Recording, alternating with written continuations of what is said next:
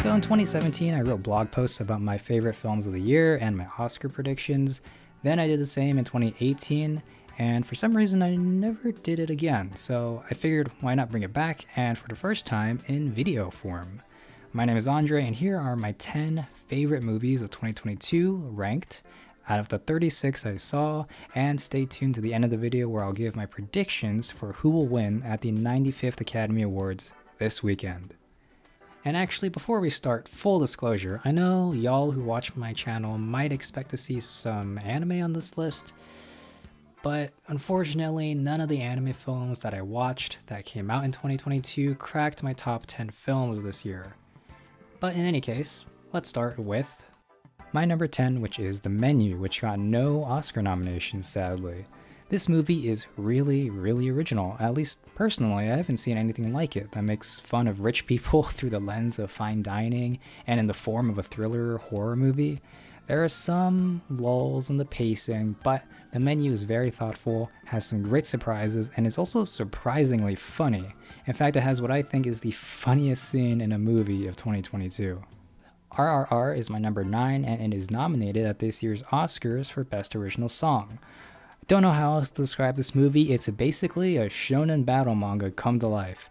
Epic, over-the-top action, the power of friendship, trust and betrayal, comically evil villains, romantic subplots, tragic backstories, and again, over-the-top and incredibly creative and entertaining action scenes.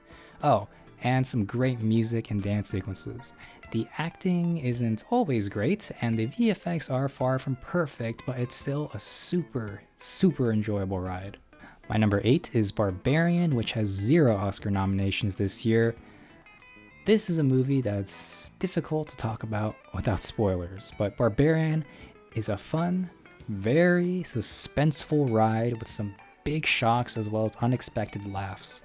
The ending felt a little underwhelming to me, but the story up until then goes in totally unexpected places, and it made me terrified to ever set foot into a house with a basement, or an Airbnb. At number 7 is Decision to Leave, which unfortunately also has 0 nominations at this year's Oscars. If you've ever seen Alfred Hitchcock's Vertigo, Decision to Leave is kind of that, but set in South Korea and directed by Park Chan-wook. It's a classic film noir with a depressed detective pit against an enigmatic femme fatale and a forbidden love affair. What sets this film apart from others of this genre is its creative camera moves and transitions, which sometimes seem to defy space and time, and the story itself is also wildly intriguing and unpredictable. Next up, number 6 is Tar, and it is nominated for 6 Oscars, including Best Actress for Cate Blanchett and Best Picture. This is a really interesting movie that snuck up on me. You can watch it as a straightforward drama, but it also has a lot of layers that you can dig into. The director, Todd Field, is a master at curating exactly what to show and what not to show the audience, and it's actually what he chooses not to show that kept me thinking about this movie for weeks after I saw it.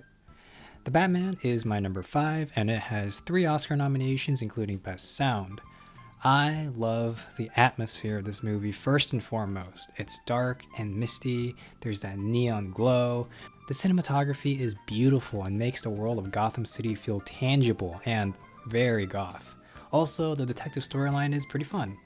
As far as dark, gritty, serious, live-action Batmans go, this is my favorite version I've seen. That said, I am ready to move on.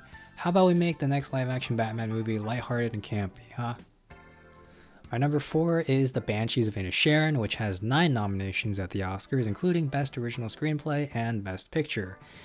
It's driven by a really engaging script that tackles the theme of friendship in a unique way. Imagine if someone tried to ghost you, but they live in the same tiny island village as you, so you can't really avoid running into them. You'd think a simple premise like this wouldn't support a 2-hour movie, but the story goes in some bizarre directions, and the drama actually escalates exponentially over the course of the film. Okay, before we jump into my top 3, here are a few honorable mentions, including the only anime I will mention, Fortune Favors Lady Nikko, Avatar: The Way of Water, Turning Red, and here's the rest of the 2022 movies I watched, ranked.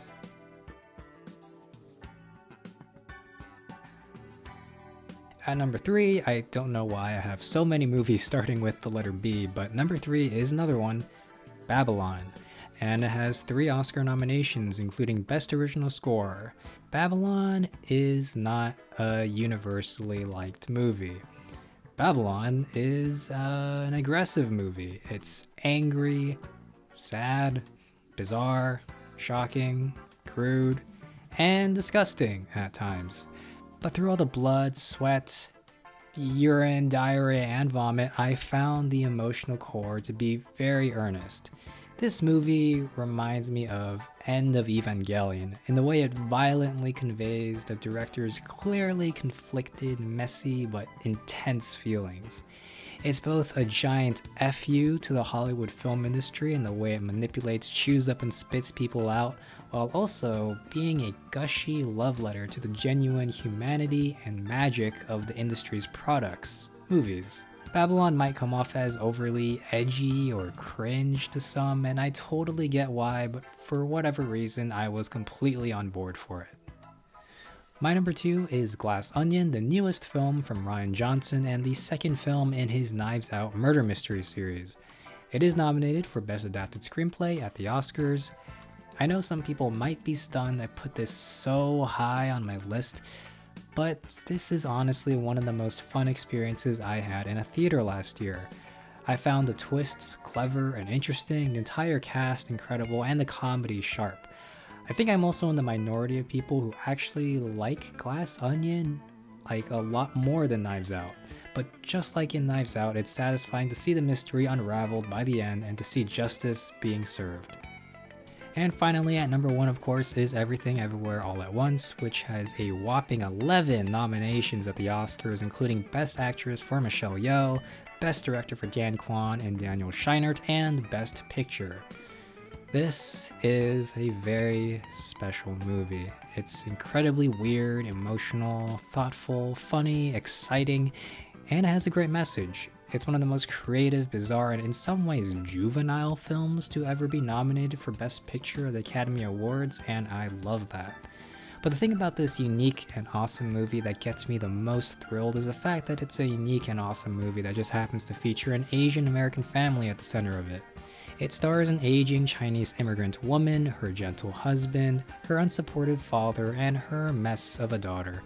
And not only that, but they're played by the legendary Michelle Yeoh in her first ever starring role in Hollywood, Quan, who meant so much to me as a kid when I watched him play Short Round in Indiana Jones and the Temple of Doom, and is making his big, I think 30-year return to acting. James Hong, who in his 70 years working in film is probably the most underappreciated actor in Hollywood, and finally the wonderful newcomer Stephanie Hsu. Oh, and of course they got industry veteran and Halloween Scream Queen Jamie Lee Curtis to play a supporting role as well. And after watching this film for the 3rd time in theaters, it continued to strike me how incredible they all are and how much range they were all able to show off throughout this one movie. And it warms my heart that Hollywood seems to agree since they're all nominated for acting Oscars now. Well, all except James Hong, unfortunately, but still. I also think the passion for this film is unlike anything I've ever seen in terms of both scale and intensity. For a while, it seemed like there were hordes of new fans every day proclaiming Everything Everywhere to be their new favorite movie of all time. It was Letterboxd's #1 film for a few months, and it became A24's highest grossing film ever, having been re-released multiple times due to its success. Regardless of whether or not it wins the Oscar for Best Picture or any Oscars at all, I think it has already more than made its mark on moviegoers, future artists and filmmakers, and the Asian American community, and I think it will grow to become one of those movies we never shut up about even decades from now. 我想告诉你，如果有来生，我还是会选择和你一起报税、开洗衣店。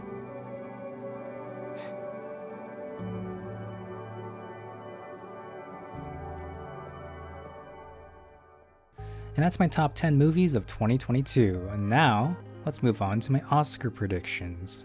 We're going to move through each category in reverse alphabetical order and end with Best Picture. And I'm going to give you guys my personal favorite in each category as well as my official prediction for who will really win. So, starting with Best Writing Original Screenplay, obviously my favorite here is Everything Everywhere All at Once, but The Banshees of Inisherin is a close second. I wouldn't be at all surprised if Banshees won, but I'm gonna go out on a limb and predict Everything Everywhere to take this trophy. For Best Writing Adapted Screenplay, my favorite is Glass Onion. That said, I haven't had the chance to see Woman Talking or Living yet, which is a shame because I think Woman Talking will win here since it was nominated for Best Picture, and yet Screenplay is somehow the only other category it was nominated for. If Academy members love the screenplay alone enough to nominate it for Best Picture, I think it will win Screenplay. That said, if All Quiet were to win here, I wouldn't be surprised since it won the BAFTA award. For Best Visual Effects, I think there's no competition. My favorite here is Avatar: The Way of Water, and I also think it'll be an easy win. Considering the whole world and characters were designed and almost built from scratch in a computer like an animated film, I think it's clearly deserving, but plus it swept at the Visual Effects Society Awards last month. For the Best Sound category, I honestly don't have a super strong opinion on this. I'll give my personal vote to the Batman. There's a lot of cool tactile sound effects in that movie, but I think the win will go to Top Gun Maverick, which is probably just as deserving for the detailed flight sequence sound design. Best Short Film Live Action is the first category here where I don't have a personal opinion because I haven't seen any of the shorts here, but considering Le Pupille was produced by Alfonso Cuarón, I think that will help boost it to a win. For Best Short Film Animated, my personal favorite is Ice Merchants, but I've heard so much buzz for The Boy, the Mole, the Fox, and the Horse specifically that I think it'll be the one to win the Oscar. For Best Production Design, my favorite is Avatar: The Way of Water. Even though most of it is digital, I think they created a beautiful original fantasy world and deserve to be recognized for that. On the other hand, the physical sets they built for Babylon to recreate the movie studios of the 1920s and 1930s are pretty amazing too, and well presented in the movie, so I think Babylon will take this prize. For Best Musical Original Song, my favorite here is Naatu Naatu from RRR. I also like This Is a Life from Everything Everywhere, but what sets Naatu Naatu apart from its fellow nominees is that it's the only song here that's a meaningful part of the movie itself, rather than just being the end credits music or background music. And for that reason, I think it will also take home the gold trophy. That said, I can't believe the Academy snubbed Apartment for Sale from Tar.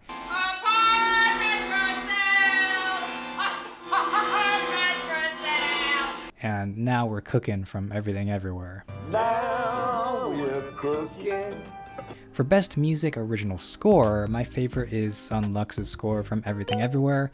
I think it just perfectly pluses the emotions in every single moment of the movie. I also like the catchy rock-inspired jazz score for Babylon, which also complements every scene of the film, and I think it will win. For Best Makeup and Hairstyling, I want to put my favorite as the Batman, if only because they were able to make Colin Farrell look completely unrecognizable as the Penguin. I think the win will go to The Whale though, for the way they were able to transform Brendan Fraser into his character. For Best International Film, by default, I have to put my favorite as All Quiet on the Western Front since I haven't seen any of the other nominees. I like that movie enough, though I really wish Decision to Leave and RRR were here because one of them would definitely get my vote instead. And because All Quiet is the only one here also nominated for Best Picture, I think it will win in this category easily. For Best Film Editing, my favorite is Everything Everywhere for its manic but controlled editing of all the different multiverses. I also want to give props to the editing team of Top Gun Maverick for apparently having to sift through a whopping 800 hours of footage for the flight sequences alone. That said, I'm thinking Everything Everywhere will take this category. For Best Documentary Short Subject, I'm just going with what most people seem to be predicting since I haven't seen any of these myself, The Elephant Whisperers. For Best Documentary Feature, the only one I've seen is Fire of Love, which I liked alright, but I'm going with Navalny for my prediction as it won at the BAFTAs and the PGA Awards. For Best Directing, my favorite is of course Daniels for Everything Everywhere, and because they took home the top Directors Guild prize last month, I think they'll take home this one too. For Best Costume Design, I'm gonna sound like a broken record, but my favorite is Everything Everywhere again. Shout out to the costume designer Shirley Kurata for her work on Jobu Tupaki's crazy outfits especially. That said, I think the costume design trophy will go to Black Panther Wakanda Forever, which also seems very deserving from what I've seen. Best cinematography is another category, like Best International Film, where I don't feel very passionate about the pool of nominees. I wish The Batman and Decision to Leave were here, and Top Gun Maverick is also deserving for its innovative aerial photography. Of the nominees I've seen, I guess my favorite would be Elvis, but I think the win will go to All Quiet since it won at the BAFTAs. For Best Animated Feature Film, my favorite is a tie between Puss in Boots: The Last Wish and Turning Red. I could almost go either way, but it doesn't matter too much because Guillermo del Toro already has this one in the bag. For Best Actress in a Supporting Role, my favorite is Stephanie Hsu for Everything Everywhere. I'm so happy she got nominated, and if she won, I would probably die. I'm also happy to see Hong Chau here. I did not see The Whale, but she was great in The Menu and episode 2 of Poker Face. Angela Bassett is the clear frontrunner here. Jamie Lee Curtis did win the SAG award, but I think Angela Bassett still has the most momentum going into the Oscars. For Best Actress in a Leading Role, of course, my favorite here is Michelle Yeoh. Cate Blanchett is incredible in Tar, and she appears to be the clear frontrunner. But man, I want Michelle Yeoh to win so bad, and she's the only nominee here that has any chance of beating Cate, considering she beat her for the SAG award. She was absolutely incredible in Everything Everywhere All at Once. She would be the very first Asian actress to ever win this Oscar, and I really want that to happen. And for that reason, maybe I'm going with my heart here rather than my brain, but I am predicting Michelle Yeoh will win here.